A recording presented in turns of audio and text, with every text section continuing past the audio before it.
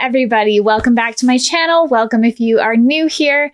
Today is another one of my exciting new videos. I decided back in December that I wanted to do a series of videos talking to people about the experiences that they've had in person.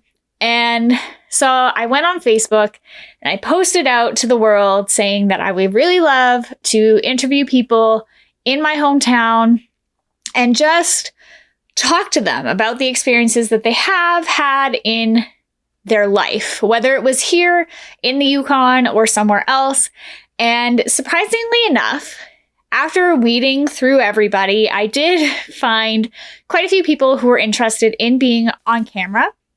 And today's video is the first of that, well, the second video of the series, but the first of that kind of group of people who agreed to talk to me, allow me into their home, and actually explore what the supernatural has brought to them in the past or currently is bringing to them. So without further ado, I would like for you to sit back, relax, and enjoy this video. And I will see you at the end. Yeah, I think growing up here too, there was a feeling when all the lights were off downstairs and you're going upstairs, I had to get up the stairs as quickly as possible. So, well, we're Paul and Kerri Schultz, and we live in Porter Creek. And we've lived in this house since about 2004, so going on 15 years. We're the third owners of this house. We actually bought it from my parents, who bought it from the previous owners and the builders of the house in 1989. Yeah, and it was built in 1968. Wow, that's a long, that's an old house. Yeah, definitely. Ours is only the 70s. So. Yeah. Yeah, exactly. So we have weird stuff happen here. We have the kids, we have a family room in the basement, and the kids have their gaming stuff down there. And so they're always down there playing video games, or I think sometimes they watch TV, but mostly they play video games. That's their thing. And there's been a lot of weird happenings. I have a couple of stories from my son. So our son Castle was waiting for his sister Hannah to come back. She'd gone to the bathroom or to the washroom. And so he's waiting for her to come back to play Minecraft downstairs. And he heard footsteps behind him. And even though when he turned to look, the door to the bathroom was still closed, so she hadn't come in, but he'd heard somebody come walk past him, and the cold air that comes along with it, as well as saw a shadow move across the TV, as if someone had come in the room. He turned off the game, and he came back upstairs. Done. I'm done. Yeah, pretty much. He came up, and I said, "Oh." He goes, "Yep, I'm done. I just felt footsteps, and that was it, and I'm now coming upstairs." That was the end of that. How old were they? He would have been 16, 17. Okay. And she would have been 13, 14. So they're about 3 years apart. So right around in there. Another time he came home from school and he went downstairs to play, and he thought Hannah was already in the room, in the family room, because the light was on in the gaming room. And he saw a shadow move across the door as if somebody had walked in. But when he got there, nobody was in the room. So he was like, all right, he turned around and left. One time Hannah was playing and the Xbox had a camera on it to let you know when you've walked in the room, and it will facial recognition. Yeah, with the facial recognition, yeah. So when she was playing there, the Xbox said, "Hello, Castle." And Hannah turned around and her brother was nowhere around. And it has happened to Castle as well, where he's heard the machine say, "Hello, Hannah," and he's turned around and no one's there. Yeah. Actually, something that happened over the holidays was quite funny. We play Cards Against Humanity with our kids and other friends and stuff.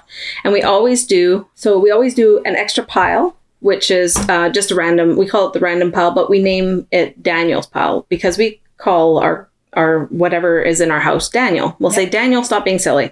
So this is Daniel's pile. And so it was kind of funny because a couple of the cards that came up, he played the word ghost on one of the cards, and we thought, well, that's weird because, technically that's our ghost pile. And the other word he came up on the word cards was cancer. And we thought, that's a little odd. And so then we thought, well, that's kind of weird. And I think, anyway, so we, that was just a couple of, like, last week. So we thought that was bizarre. The kids have also heard people talking, like a man talking. Hannah and Castle both heard, and actually a couple of their friends, somebody say something like their name in their ear, and they look, and nobody's there. And it's a very, it was very clear. Like, it wasn't, oh, what is that? No, it was somebody saying, their name. One time Hannah and her friend Alyssa were coming in, and Alyssa was in front going to the family room, and turned in and looked into the family room and saw a man sitting in one of the armchairs, turned around, looked at Hannah, went to say, and then went to look back, and it was gone. Yeah. So a lot of weird things. There's a time too, they were down there and they heard one of, when you have books on a shelf, they're all like this, and then maybe you have one on the end, but it's kind of not right to the end. So you have it tipped this way against the other books. Castle's down there playing one time, and this book went flip. And then, like, how bizarre, like, that would flip, like, the other way. Yeah. And that's hard. Like, yeah, I could see if it was tipping and then it would just fall down, but it was leaning against the books and it flipped, like, all the way back around. And then there was a face on one of the books, so that spooked Castle and Paul too, because they're all like, ah! The family room has a sliding door, so we always, if it's open, and you'll see when we go downstairs, is that you kind of go down this little hallway past the furnace, and the family room's here and the bathroom's here. And if you walk that way, I just always feel like I'm being watched and very uncomfortable. So I close the door. I won't even look in there. Like, sometimes it's open a crack and I'm like, I'm not even going to look in there. Nope, not at all. Do we want to talk about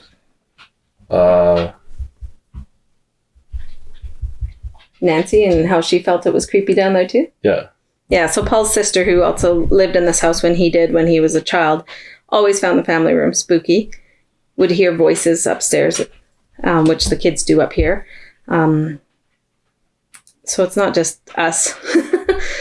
We also had the cats will stare, like they'll sit on the table, as you've seen the one cat, and they'll stare down that hallway, which is not like looks into Hannah's room, but they will stare that way.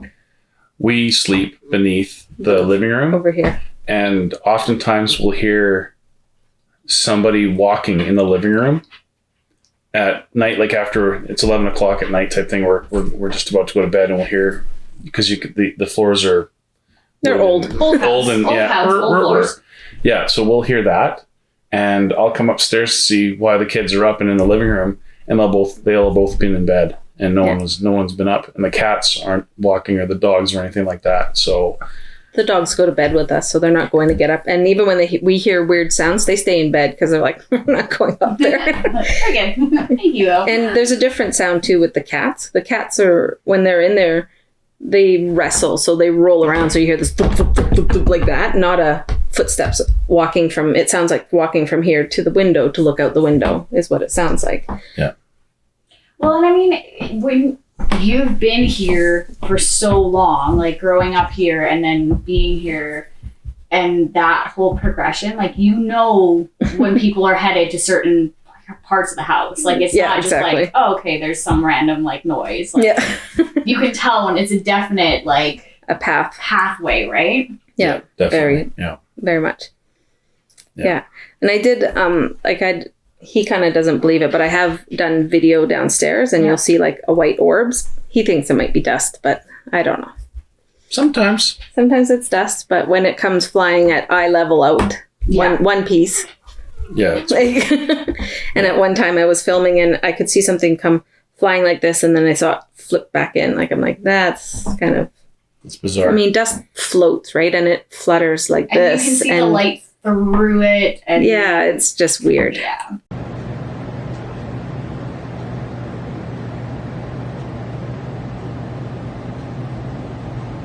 The speaker's still on. What's that? It says your speaker's on. Oh, charging.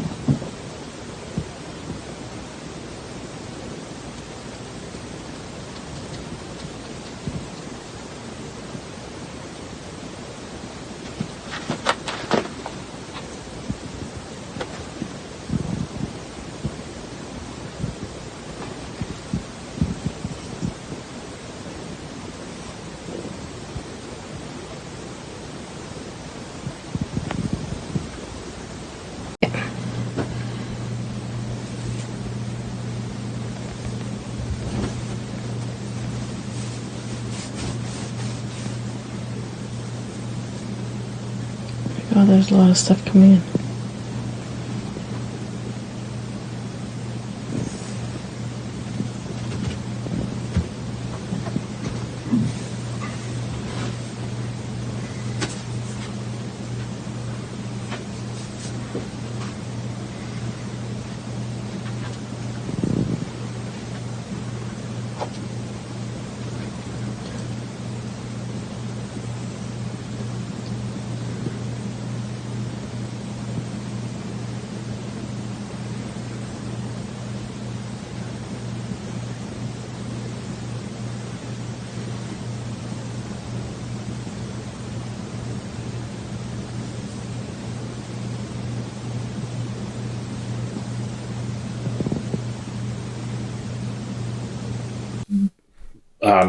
It's not saying that I don't believe that they're all orbs or what have you, but there was at one point where you had flown to Vancouver because your dad had a medical emergency, and it was an extremely serious medical emergency. And we had been actually at the hospital the night before, and this was our first night back in the house, and I was going to sleep downstairs, and I could hear something upstairs, and I was wondering what the kids were doing up again because they were dead tired like me.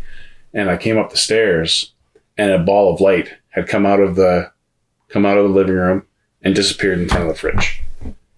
Where you're sitting. Exactly there. But it was pretty nerve-wracking at the time. I don't know if I was imagining it. I don't think I was. Yeah. But it was, the kids were both asleep, and there was this ball of light that came out and quickly disappeared, and then I went back to bed, or tried to. Man. Yeah. Yeah. I think he kind of went, nope, and he turned around and went back downstairs. I'm not going to deal with that. Yeah.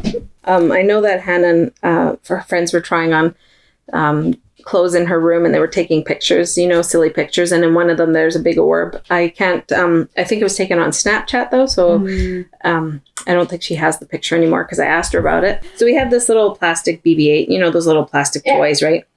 From Star Wars. And so our grandson was over, and he had been playing with these things, and we couldn't find BB-8 for the life of us. And we're looking everywhere and couldn't find it. And I think it was like a week, and we finally just we couldn't find it. And for some reason I had to dig in one of our cupboards under the bookshelf over here, and they're wooden doors, and then we had one of those kids foam couches just sitting in front of it, so it's not like it was easy to get to. The doors are also hard to open, so I go in there and I was looking for something, and I'm like, oh, BB-8's in here. Nobody in the house had moved it, and all the kids were like, we didn't put it there. And we're like, well, Jaden couldn't have put it there because that's like hard for him to get to. He wouldn't have even thought of that. Yeah. So the kids even now are like, oh my God, BB-8, we got to watch what we. That's all Daniel. That's Daniel's what they said. We never told Jaden that our house was haunted because he used to sleep in the bedroom that's downstairs next to the bathroom, and we would not have wanted to scare him like that. He would have been 5 or 6. So that's something I just realized is when we go into the family room, we could open the door, but the dogs won't go in until we walk in. Like, they don't go ahead of us. Like, they'll walk into our bedroom, they'll walk into the living room. But yesterday I went downstairs because we were tidying up. Because we knew company was coming. And so I went to go down, and the dogs just waited. And then as soon as I went in, then they came in. And as soon as we were leaving, they were out just like that. Oh yeah, and the kids also, they heard, because their rooms are up here, every house has I wouldn't say an attic, but they have that space up, in the roof there, between the ceiling and the roof. And it was 11, 12 or something, really late at night. We were sound asleep, and they heard this big thump from up in this attic area. They thought somebody dropped a bowling ball. That's what it sounded like a bowling ball being dropped, because they heard this big thunk, and then, and they're like, did you hear that? And they're like, yep. They actually came down to get us. We're like, something fell on the roof, and Paul went out at whatever ungodly hour. Morning, yeah. To make sure the house wasn't falling apart. Yeah. And nothing. But it's one of those spots where, there's probably access to it, but you have to go through a closet, and we're like, yeah, we kind of just don't want to do that. Yeah. And the kids are quite happy that we don't do that. Because they don't really want to open up and see what's in there. Although they say they do. They haven't really tried. We're always hearing noises downstairs, like huge thunks or bangs and stuff. And you're like, oh, it's the cats. But the cats are both on the couch and the dogs are in the living room too. Because they don't usually leave us. It's it'd be interesting if like there was any research done on the house or the area before the house was built, like the land itself or anything like that to know what's going on. To know like you've given this thing a name now and well, and it's and I don't even know how the kids came up with the name Daniel. They just said we're just calling him Daniel. Yeah. The other thing that we thought of too was it could be attached to something in the house that we purchased. There's a lot of things from when my parents owned the house that actually stayed in the house and in the garage. Yeah. Maybe the spirits too, but we have, I've only noticed in the past, 10 or so years, when the kids started saying that they noticed things and stuff like that. And we could have, at one point I got a box of books from a friend who was, there were Star Trek and Star Wars books, I think, and they knew that I was into that. And they said, here, take this book. And I think that's that. Well, thanks for the book. And how did you guys get the box of books? And they said, oh, we had a basement suite and somebody passed away in the basement suite. And that got me thinking because I put those books on the shelf and those were the books that were falling over.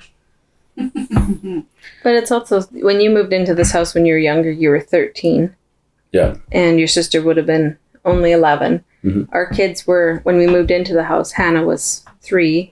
So they were 3, 6, and, my math, 11. For oldest daughter, For the oldest. So there's 3 children. And so we had, kids are more prone to seeing and hearing and feeling all this stuff. Yeah. And maybe you just never noticed because at 13, you're already your brain's starting to become an adult, right? And you don't think of it. Whereas that's why Nancy at 11 was probably still feeling the stuff, and you weren't. That could be. Although I still had to get out of the basement as quick as I could, even at 13. Sometimes, right? There's something in houses. I don't know. There's just something. Yeah. It'd be interesting, actually, if we could pinpoint the supernatural events or paranormal events in different houses in Porter Creek and see if there's a pattern. Mm-hmm. Like, because where I used to live was 1103 Hickory, and that was just over here. And so we're now here. And then I know there's houses on Spruce and 13th that are haunted. And like maybe there's a whole section that's like, it'd just be interesting to see if it's just one area or not. Yeah. Maybe there's something in that area. Mm-hmm. And maybe we have to go listen to First Nation stories and hear what maybe they stayed away from these areas and because of something. Who knows? Yeah. That's it. That is all. I would love to thank Kerri and Paul so much for allowing me to come to their house, show me around, show me the rooms that these things have been happening in, and just allow me to actually feel it out for myself. It was a completely amazing experience, and I'm so happy that whatever seems to be in their house is not violent or threatening, just seems a little misplaced and maybe a little confused. If you guys like this video, please give it a thumbs up. If you haven't already, please hit the subscribe button and turn on the notification bell. It would make me so very happy. And I do upload every Monday, Wednesday, and Friday, so you can expect something new and different each of those days, every single week, every week of the year. I love you guys all so very much, and I will see you in the next video.